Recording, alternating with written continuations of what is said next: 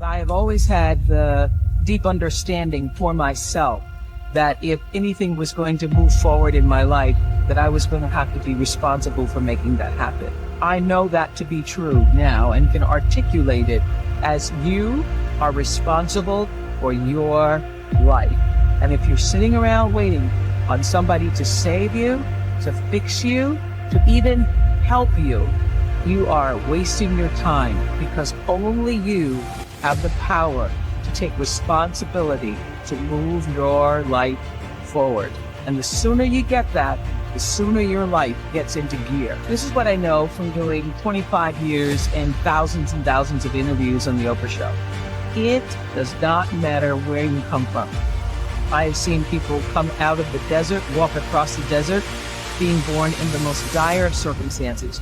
Doesn't matter what your mama did, whether she did or had a PhD or no D. What matters is now, this moment, and your willingness. Forgive the past, take responsibility, and move forward. You need activation energy to start the change. That's the key to creating any kind of change.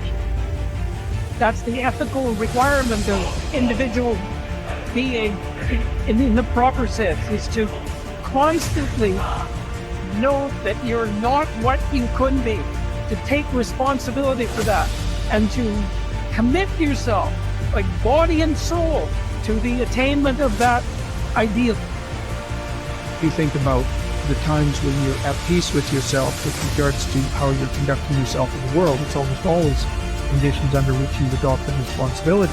The most guilt I think that you can experience is the sure knowledge that you're not even taking care of yourself, so that you're leaving that responsibility to others. There is no capability difference between you and someone you consider to be an ultimate role model of success. The only difference is they've learned to use their mind and body with more power on a consistent basis. They've learned to manage their state.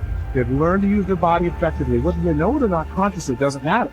And they've learned to control their mental focus. Remember, whatever we concentrate our focus on consistently and strive to learn from and make new distinctions about, we will get great at it.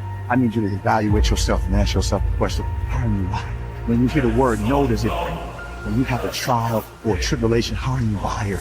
You hold on to it and you recycle it. Do you realize that every day you thought you wasn't gonna make it? Do you remember them days when you thought it was absolutely unbearable and you thought you wasn't gonna endure that one? Do you know that your survival rate for every last one of them bad days is 100%? You survived every hater, you survived all the evictions, you survived the firings, you survived all the trouble you ever been in. Your survival rate is 100%. One of the things you gotta understand, my friend, is that you're supposed to fail. You're supposed to fail, because failure is the stepping stone to success. It's not just cliche. Failure is an experience that lends to wisdom that ultimately makes you a stronger version of yourself. Like, until I make my dreams become a reality, I'm not quitting. I don't care how much money I have to invest. I'm gonna continue to do this until I become successful. All right, I've got a rule called the show up rule. All right, somebody said you can pretend that you care, but you can't pretend that you're there. The only way you can be there is to show up. And what I'm asking you to do for me, you will never be a failure if you show up every single day. Every single day when I come, I show up and I let failure know. Failure is not an option. So what, it takes 12 years to get a point. Failure is not an option. Failure is not an option. You can't even let it leak into your brain. It's not even a second. You have to know that this thing is going to work. From there or high water, whatever it is that I set out to do, it may not happen in 6 months, it may not happen in a year, it may not happen in 2 years, but at some point, my dream is going to become a reality. Concentrate every minute like a Roman, like a man, on doing what's in front of you with precise and genuine seriousness, tenderly, willingly, with justice. And on freeing yourself from all other distractions. Yes, you can, if you do everything as if it were the last thing you were doing in your life, and stop being aimless, stop letting your emotions override what your mind tells you, stop being hypocritical, self-centered, irritable. You see how few things you have to do to live a satisfying and reverent life. If you can manage this, that's all even the gods can ask of you.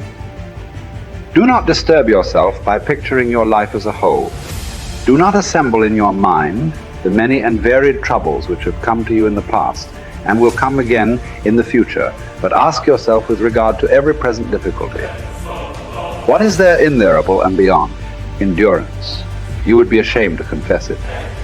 And then remind yourself that it is not the future or what is past that afflicts you, but always the present. And the power of this is much diminished if you take it in isolation and call your mind to task if it thinks that it cannot stand up to it when taken on its own. Think of your many years of procrastination, how the gods have repeatedly granted you further periods of grace, of which you have taken no advantage. It is time now to realize the nature of the universe to which you belong and of that controlling power whose offspring you are, and to understand that your time has a limit set to it. Use it then to advance your enlightenment, or it will be gone and never in your power again. Men seek retreats for themselves, houses in the country, seashores and mountains, and thou too art wont to desire such things very much. But this is altogether a mark of the most common sort of men, for it is in thy power whenever thou shalt choose to retire into thyself. For nowhere, either with more quiet or more freedom from trouble, does a man retire than into his own soul, particularly when he has within him such thoughts that by looking into them he is immediately in perfect tranquility.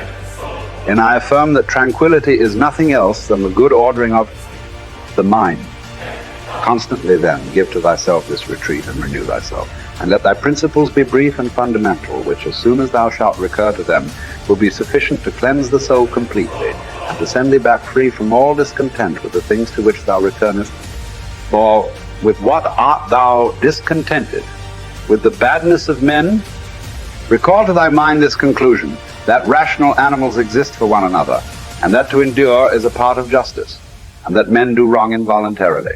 And consider how many already, after mutual enmity, suspicion, hatred, and fighting, have been stretched dead, reduced to ashes, and be quiet at last. But perhaps thou art dissatisfied with that which is assigned to thee out of the universe. Recall to thy recollection this alternative. Either there is providence or atoms, fortuitous concurrence of things, or remember the arguments by which it has been proved that the world is a kind of political community, and be quiet at last. But perhaps corporeal things will still fasten upon thee. Consider then further that the mind mingles not with the breath, whether moving gently or violently, when it has once drawn itself apart and discovered its own power. And think also of all that thou hast heard and assented to about pain and pleasure, and be quiet at last. But perhaps the desire of the thing called fame will torment thee. See how soon everything is forgotten, and look at the chaos of infinite time on each side of the present, and the emptiness of applause, and the changeableness and want of judgment in those who pretend to give praise, and the narrowness of the space within which it is circumscribed, and be quiet at last. For the whole earth is a point, and how small a nook in it is this thy dwelling, and how few are there in it, and what kind of people are they who will praise thee?